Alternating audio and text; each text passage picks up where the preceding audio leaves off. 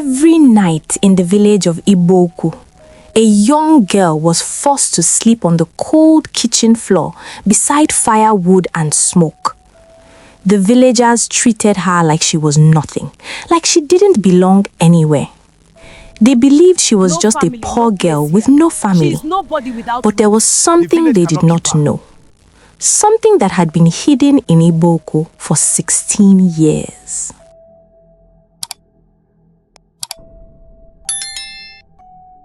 In the village of Igbo-Ukwu, mornings always began the same way. The cock would crow from one compound to another. Women would step out with clay pots on their heads, heading toward the river. Farmers would pass through the narrow paths carrying hoes on their shoulders. Smoke from firewood kitchens slowly rose into the morning air, and children ran barefoot, laughing as they dodged roots and stones. But beneath this ordinary life, fear ran deep amongst the villagers. King Maduka ruled the people of Igbo-Ukwu with an iron fist. Every step his soldiers moved from compound to compound, collecting heavy taxes from the villagers.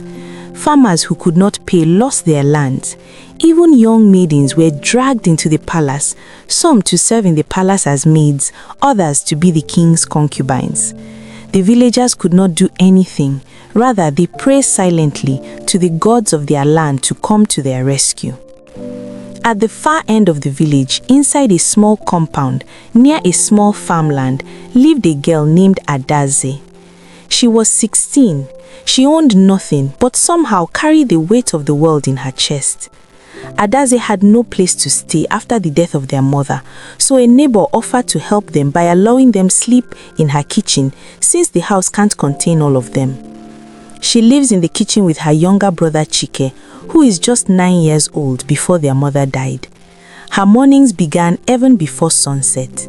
While the villagers were still asleep, Adaeze would step outside, starting with morning chores because she has to fix the house before her junior brother Chike wakes up. After that, she carries an empty clay pot to fetch water from the river. The river was alive with morning chores. Women washed clothes, buckets full of water balanced on their heads.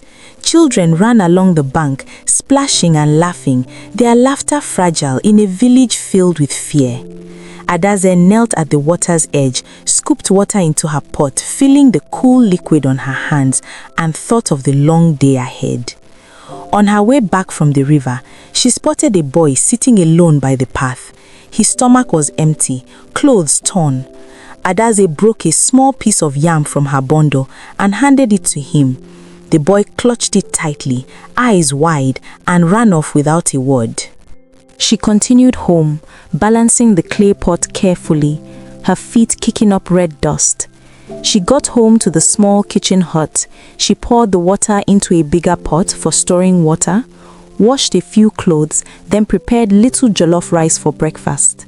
Then she walked to the forest behind the compound and gathered firewood, her arms aching, sweat running down her back, the sun hot on her shoulders. By mid-afternoon, she returned with logs of firewood on her head. She arranged it beside the kitchen. Her hands were raw and aching from the day's work, but she moved with quiet determination. The hunger of her stomach mattered little. She had learned early that survival meant keeping busy, keeping others fed, keeping hope alive. Even while she suffered, Adaeze found ways to help others. Few days back, when she walked past the path where an old widow struggled with a bucket of water, she lifted it onto her head and carried it home for the old widow. She is always eager to share whatever she has, even when she doesn't have enough for her and Chike. But still, no one appreciates her kindness. As the sun dipped low, casting long shadows over the village, Adaeze spread a small mat beside the firewood. She lay down, the smoke curling above her head, and listened to the faint sounds of life outside the hut. The village slept uneasily, fear still heavy in every compound. Soldiers patrolling, women gossiping, children huddled in blankets. Yet, even in the darkness, Adaeze felt a small sense of calm.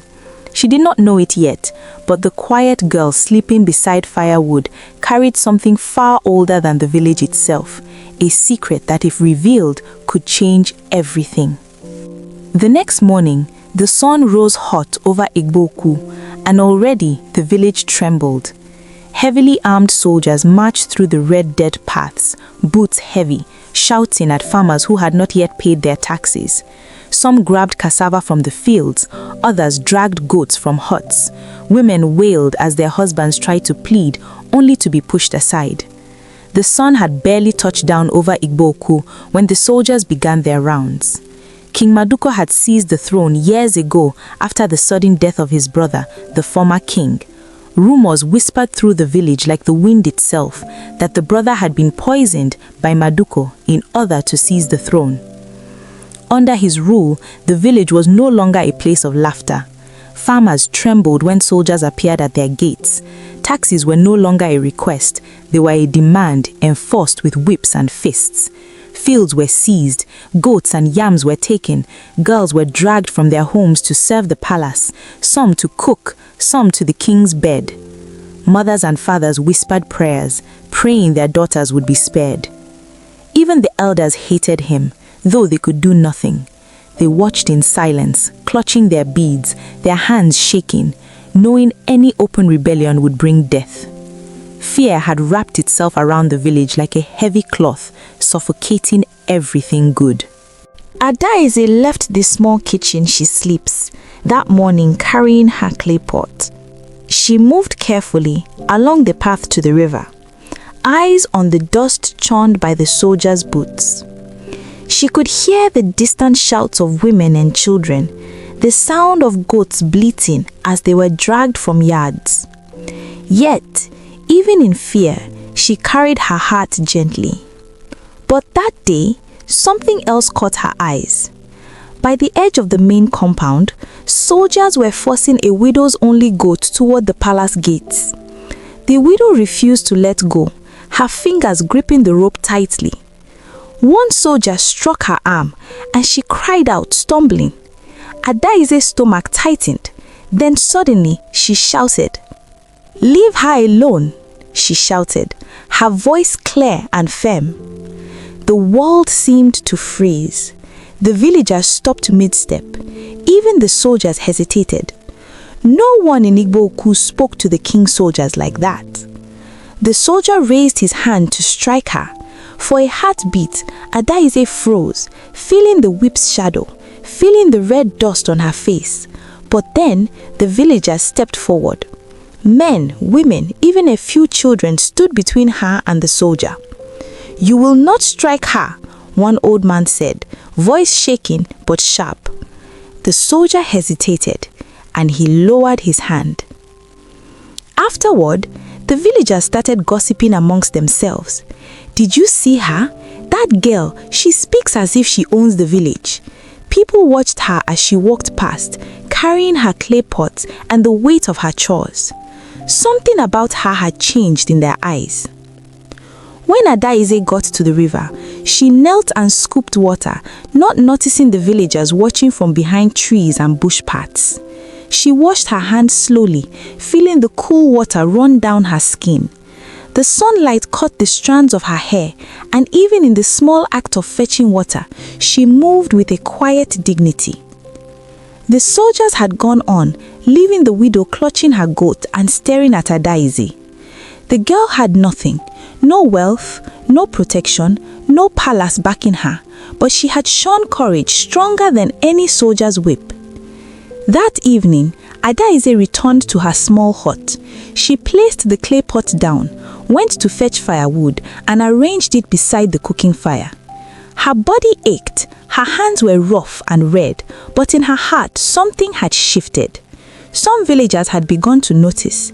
A girl who had nothing, yet faced the king's soldiers with boldness, almost as if she was born to command respect. 16 years ago, the village had been different, peaceful, full of laughter. The rightful king of Igbo-Ukwu ruled with fairness, and people lived without trembling at every knock on their doors. But everything changed when the king died suddenly. They said it was an illness, Some said it was poison. Few dared say the name Maduka aloud in those days, but everyone knew he had wanted the throne. Weeks before the king's death, his queen had given birth to a baby girl, a tiny, fragile thing wrapped in soft cloth, crying under the flickering lights of the palace. That girl, everyone whispered in secret, was the true heir of Igbo-Ukwu. She belonged to the throne by birthright. But for Maduka, who had eyes for power, saw the child as a threat. If she survived, she could one day take what he had stolen. So he called a palace maid, bribed her, and asked her to silence the child forever, take the baby away, and unalive her. The maid took away the baby one night, barely 2 days after her birth. She tried to unalive the baby as Maduka has instructed, but she could not. She could not bring herself to snuff out the tiny life, the life of a princess who had done nothing wrong. That night, she ran away with that child. She ran away to another village with the child, a place where no one would know. She changed her name and lived in the shadows, feeding the child, keeping her warm and taking care of her. But life is cruel. The maid grew old, her body weakened, and soon she knew she could not continue. She found a poor woman in a small hut at the edge of Igbo-Ukwu, a woman with a heart too big for her own struggles. She handed the baby to her and begged her to help raise the child. "Raise her quietly," the maid whispered, her voice breaking. "Feed her, protect her, never tell anyone who she is. The village must not know, nobody must know who she is. She must not die." The poor woman took the child, wrapping her in old blankets, rocking her to sleep by a small fire. She had little, but she loved the baby as if she were her own. And that is how Adaeze grew up, sleeping beside firewood in a smoky kitchen, running barefoot to fetch water, helping widows, sharing what little she had with hungry children. No one in Igbo-Ukwu remembered the truth. The secret had been buried for 16 years. The villagers believed Adaeze was just another poor girl, one of many struggling under Maduka's rule. Even the elders, who remembered the old king, whispered about the past in vague terms, never daring to speak clearly about the child who had vanished. And yet, the secret waited. Like a seed planted in the dark soil, it lay hidden, waiting for the right time to grow, waiting for Adaeze to rise from the smoke and firewood, from the river and the farm, from the daily hardships she endured without complaint. The girl who carried yams to the poor, who confronted soldiers with courage, who slept beside firewood and seemed to have nothing, was not just any girl. She was the lost princess of Igbo-Ukwu, the rightful heir to a throne stolen by Maduka. Morning returned to Igbo-Ukwu the way it always did, with the crow of roosters and the thin smoke rising from kitchen fires. Women walked the narrow paths with clay pots on their heads, and farmers stepped toward their fields with tired shoulders. But under those ordinary sounds, something else lived in the village now. Anger. People spoke in lower voices than before. They watched the palace road carefully. Every time soldiers passed, mothers pulled their daughters inside. King Maduka's rule had grown heavier with each passing season. And among the elders of the village, one man had begun to suspect the true identity of Adaeze. His name was Elder Noye. He was one of the oldest men in Igbo-Ukwu. His back had bent with age, and his beard had turned white many years ago, but his eyes were still sharp. Very sharp. Elder Noye had lived long enough to remember the days before Maduka became king.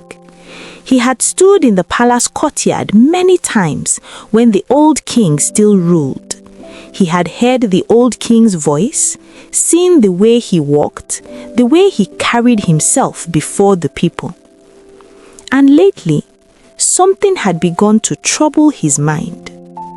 It started the day Adaeze spoke to the soldiers. He had been standing under the big udala tree when the widow's goat was almost taken. When Adaeze stepped forward and said, "Leave her alone," Elder Noye had lifted his head slowly. Not because she spoke, but because of how she spoke. The girl had nothing. No family name that carried weight.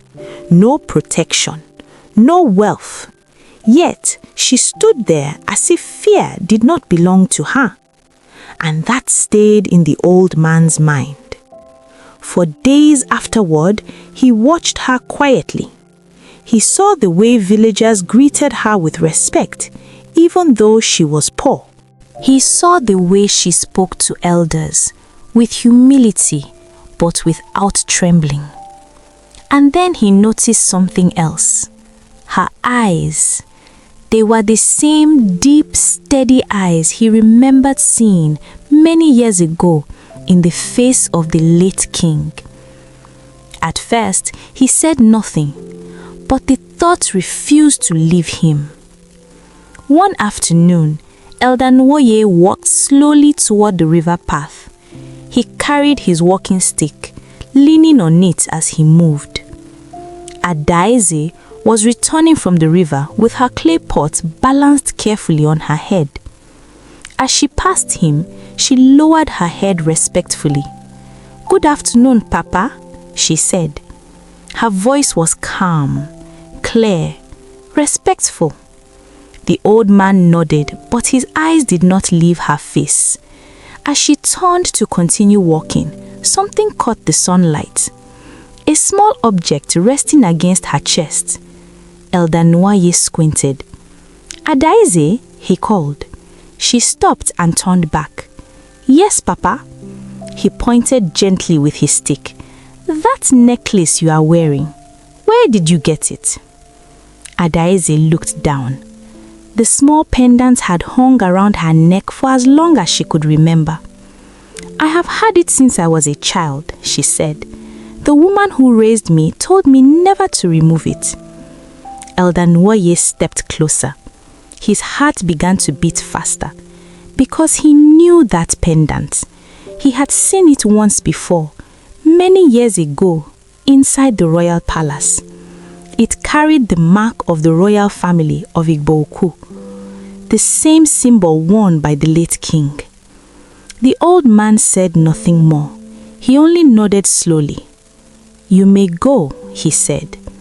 Adaeze continued down the path, but Elder Nwoye stood there long after she disappeared from sight. His mind traveled back 16 years to the night the king died, to how the late king's daughter vanished without trace, to the palace maid who vanished soon after. His hands tightened around his walking stick. Could it be? Could the child everyone believed was gone still be alive? Meanwhile, across the village, the soldiers of King Maduka continued their cruelty. Farmers lost their crops. Girls hid in their homes. The people of Igbo-Ukwu were growing tired. Very tired. And when tired people begin to remember the past, change is never far away. Elder Nwoye lifted his eyes toward the palace in the distance. A quiet thought settled in his chest. Something long buried in this village was beginning to rise again. Life in Igbo-Ukwu continued as usual. The afternoon sun hung low over Igbo-Ukwu, turning the red earth bright and hot. Most villagers had returned from the river and the farms. In the small compound where Adaeze lived, the day was no different. She had just finished roasting yam. Her arms ached and sweat clung to her face. Inside the hut, there was little. Just a few baskets of dried cassava, some yams, and the clay pots she used every day. It was not much, but it was all they had. Adaeze stepped outside to wash her hands when she heard heavy boots approaching their compound. 3 of King Maduka's soldiers marched straight into the compound. Their spears glinted in the sunlight and dust followed their feet. The tallest one looked around the compound with cold eyes. "You have not paid the king's tax," he said loudly. The woman who owned the hut stepped forward quickly. Her voice trembled. "We paid last season," she said. "The harvest was poor this year. Give us a little time." The soldier laughed. "The king does not wait." Without another word, the soldiers began searching the compound. One of them kicked open a basket of cassava. Another lifted the lid of the cooking pot. The woman cried out, "That is our food!" But the soldiers ignored her. One of them began dragging a sack of yams toward the gate. Adaeze felt heat rise inside her chest. She watched the woman fall to her knees, begging.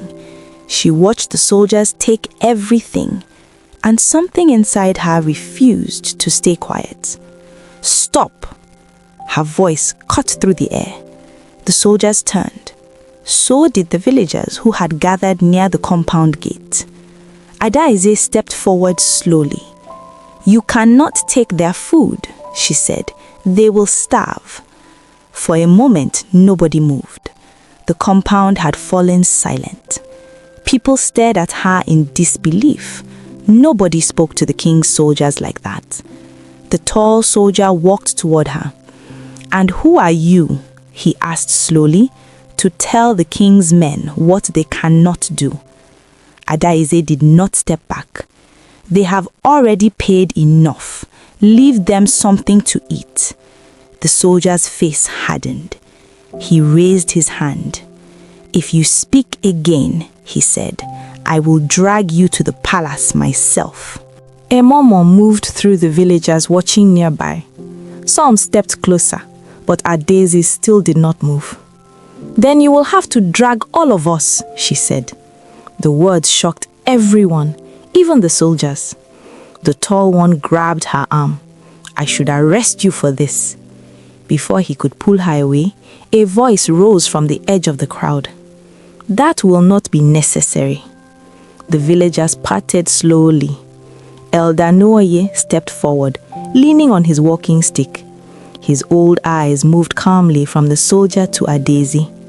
"This girl has spoken with courage," he said quietly. "But there is no need for trouble today." The soldier looked at the old man. Even the palace guards respected certain elders. With a long breath of annoyance, he released Adaeze's arm. "Keep her quiet," the soldier muttered.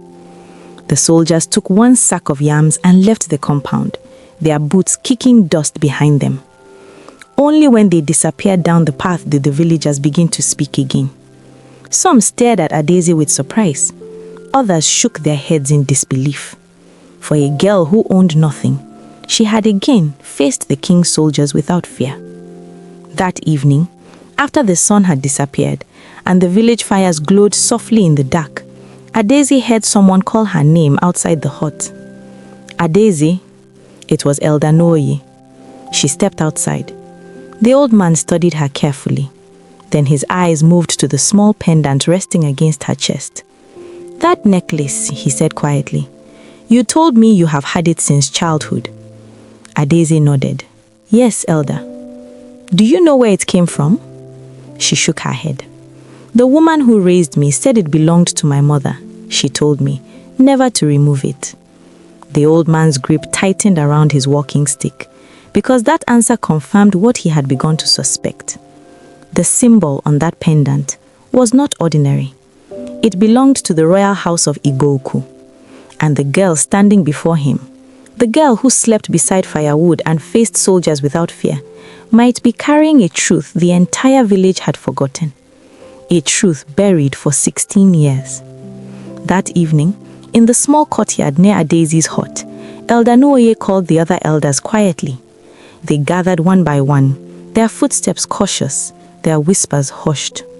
The old man's face was grave, his eyes reflecting the flickering firelight. "My friends," he began, his voice low but steady, "there is something you must know. something you have all forgotten or been too afraid to speak about. The elders leaned closer, sensing the weight of his words.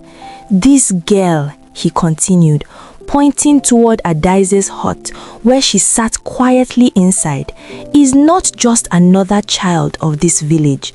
She is the lost princess of Igbo-Ukwu. A shocked silence fell over the circle. Elder Nuaye, one of the men whispered, his voice trembling. You mean Adaeze, the girl sleeping beside firewood? Yes, Nuaye said, lifting his hand. The very same.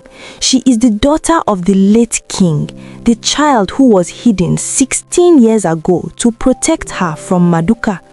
The pendant she wears, he gestured to the small royal symbol around her neck, is proof. It belonged to the royal family. She is the rightful heir.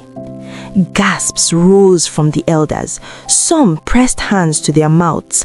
Others stared into the fire, trying to make sense of what they had just heard. She has been living like a servant? Another elder asked, disbelief in his voice. Yes, Noonye said, sleeping beside firewood, fetching water, helping widows, giving food to children. The girl who has nothing has carried the blood of kings all along, hidden from everyone, even from herself. The elders exchanged glances. Shock turned to a slow, burning anger. They remembered the pain of Maduka's reign, the stolen crops, the seized lands, the daughters taken to the palace. For years they had lived under fear, and now they realized the rightful heir had been among them all this time. Elder Nuonye, one woman said finally, her voice steady. What do we do? If this truth is known, what will become of the king? He looked around at them, his old eyes sharp. We confront him. We tell the people, it is time for courage to rise. Maduka has ruled through fear, but fear will not withstand the truth, not when the rightful princess stands with the heart of the village behind her. The elders nodded slowly. Word would spread, but carefully. Only those they trusted would know tonight. They could not risk the soldiers overhearing. But even in whispers, the news began to move like fire through the village. Mothers shared it softly with daughters, fathers with sons. The memory of injustice, of hunger, of stolen lands fueled the whispers with courage. Adaeze, unaware of the gathering outside her hut, lay down beside the firewood that night. Her hands were sore from the day's work, her body tired. Yet she felt something stirring in the air, a quiet change that she could not name. Something in the village felt different. The elders returned to their homes, their minds alive with plans. For the first time in many years, the people of Igbo-Ukwu began to hope. For the first time in many years, they felt the courage to believe that maybe, just maybe, the days of fear could end.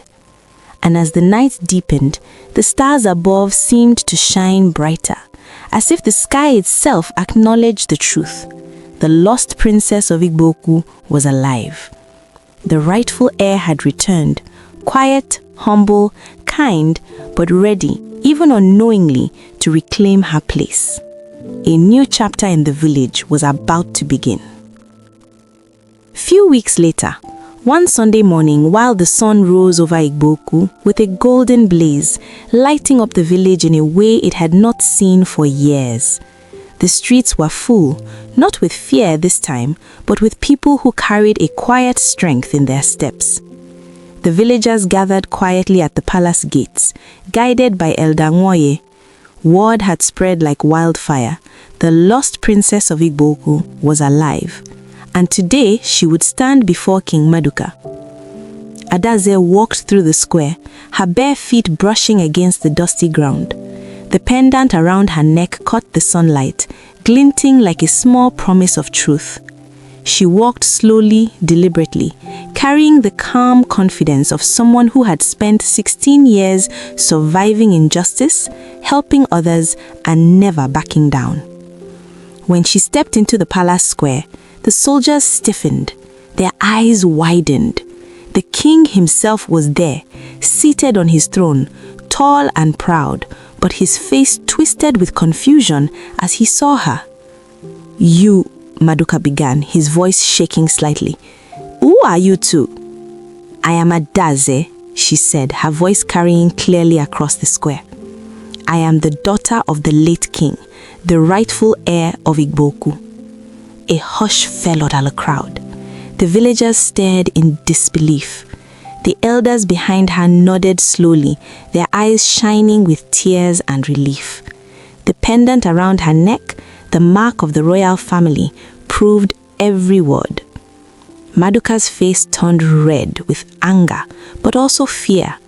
He looked at the girl he had ignored for years, the girl who slept beside firewood, the girl who faced his soldiers without flinching. And now she stood before him, calm and unafraid. "The throne belongs to me," he stammered. Adaeze held her head high. "The throne belongs to the people of Igbo-Ukwu, and I will lead them as my father intended." The villagers began to shout. Some raised fists, others stepped forward, finally free from the chains of fear that had held them for so long.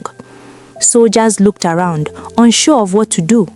Maduka's authority, built on fear, crumbled in the faces of people who remembered courage. But then, Adaeze did something unexpected. She looked at Maduka, at the man who had taken everything from her village, and said softly, "Step down and you will be forgiven, else you lose your life."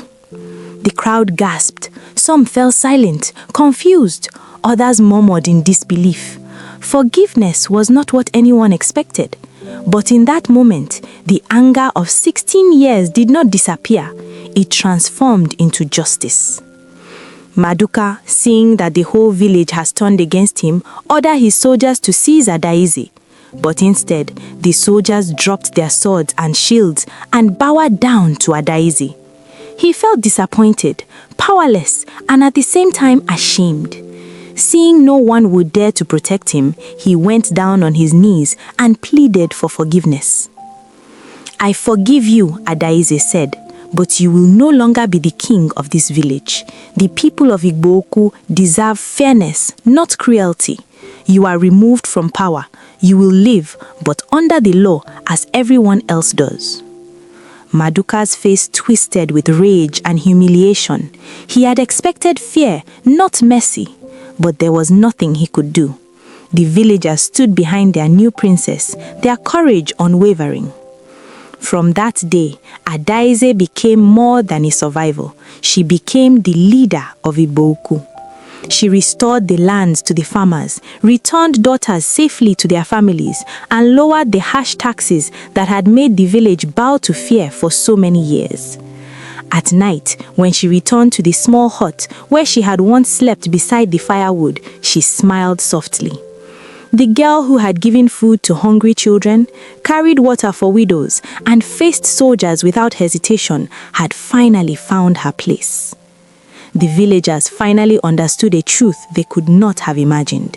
For 16 years, the lost princess of Igbo-Ukwu had lived among them as a servant, humble and kind. And yet, the same girl who had slept beside firewood and worked tirelessly had now become their queen. A queen who led not with fear, but with heart. A queen who forgave. A queen who restored hope to a village that had almost forgotten it. Igbo-Ukwu would never be the same.